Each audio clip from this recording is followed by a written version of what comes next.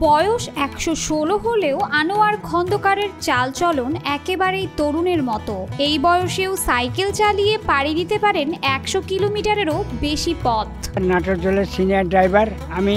এই বয়সে আমি সাইকেল দিয়ে 5 বিবি 135 মাইল কোটারপুর ইলেকট্রিক ওখানে আছে বাটার, সেখানে যাই, আবার সেখান থেকে ফিরে আসি। মেরুদণ্ড সোজা করে দাঁড়াতে পারেন না, চুল দাড়ি সাদা বক বর্ণ, সারা শরীরের চামড়ায় বয়সের ভাঁজ স্পষ্ট।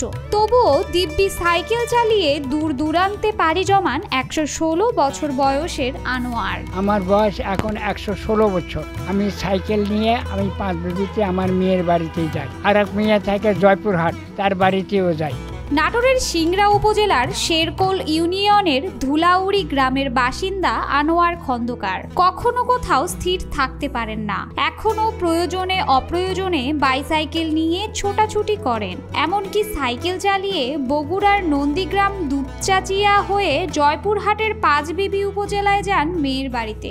গুগল ম্যাপের হিসেবে এই দূরত্ব ১০৩ কিলোমিটার। এই ঈদে জামা জুতো অ্যাকসেসরিজের ডিসকাউন্ট। আনোয়ার ভাই আমার ভগ্নিপতি, তার একটা মেয়ে আছে, তার মেয়ে বিয়ে দিছে জয়পুরহাট।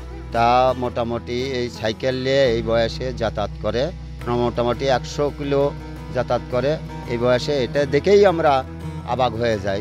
বয়সে সেঞ্চুরি পার করলেও তার চোখে জ্যোতি এখন প্রখর, লাগে না কোনো চশমা। সাইকেলে করে দীর্ঘ ব্যস্ত পথ তিনি খালি চোখেই পাড়ি দেন।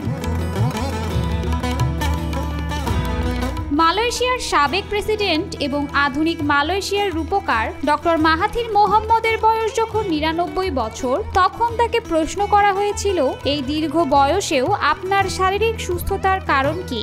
উত্তরে তিনি বলেছিলেন, যখন যে খাবারটিতে আমি বেশি স্বাদ পাই তখনই সেই খাবার আমি খাওয়া বন্ধ করে দেই। ১১৬ বছর বয়সের আনোয়ার খন্দকার তাহলে কি খান?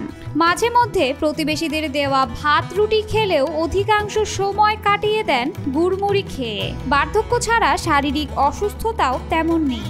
সর্বশেষ কবে চিকিৎসকের কাছে গিয়েছেন তাও মনে করতে পারেন না তিনি। আমার কোনো অসুবিধা হয় না, কোনো অসুখ বিসুখ নাই, কোনো ওষুধও খাওয়া লাগে না। আল্লাহ আল্লাহ করে আমার কাম হলো আল্লাহ, দেনালার মালিক আল্লাহ, লেনালার মালিক আল্লাহ, এই দুটোই আমরা জানি। শরীরে বয়সের ছাপ বাড়লেও এখনো দিব্যি খালি চোখে দেখতে পান আনোয়ার। রান্নার ঝামেলার কারণে অধিকাংশ সময় গুড়মুড়ি খেলেও সব ধরনের খাবার চিবিয়ে খাওয়ার সামর্থ্য তার এখনো আছে। রাস্তার যখন যেখানে খিদে লাগে তখন সেখানে সাইডে মুড়ি লাই, হয়তো সেটা সিরিয়াল লাই, লিয়া হয়তো বসে খায়, এইভাবে চলে। জানা যায় আনোয়ার খন্দকার সাধারণ আত্মনির্ভরশীল একজন মানুষ। 4 মেয়ে ও 1 ছেলে থাকলেও বাবা আনোয়ার কোনো ব্যাপারেই সন্তানদের সহযোগিতা নেন না। নিজের সব কাজ নিজেই করেন। রান্নার ঝামেলা এড়াতে গুড়মুড়ি খেয়ে দিনাতি পাত করেন তিনি।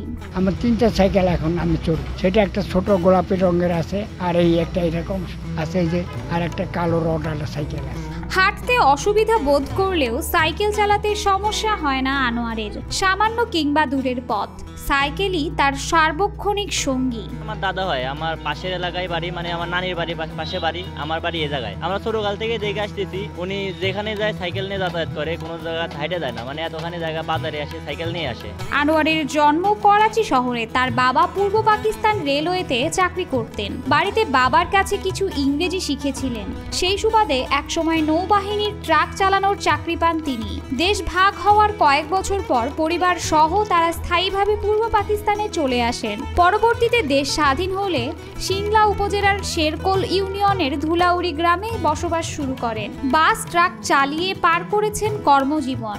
বর্তমানে জেলার সবচেয়ে সিনিয়র ড্রাইভার হিসেবে এলাকায় তার আলাদা একটা সম্মানও রয়েছে। যুদ্ধের সময়ে আমার দাদা কিন্তু হলো যে বিমান বাহিনীতে চাকরি করতো, সরকারি চাকরিরত একটা মানুষ।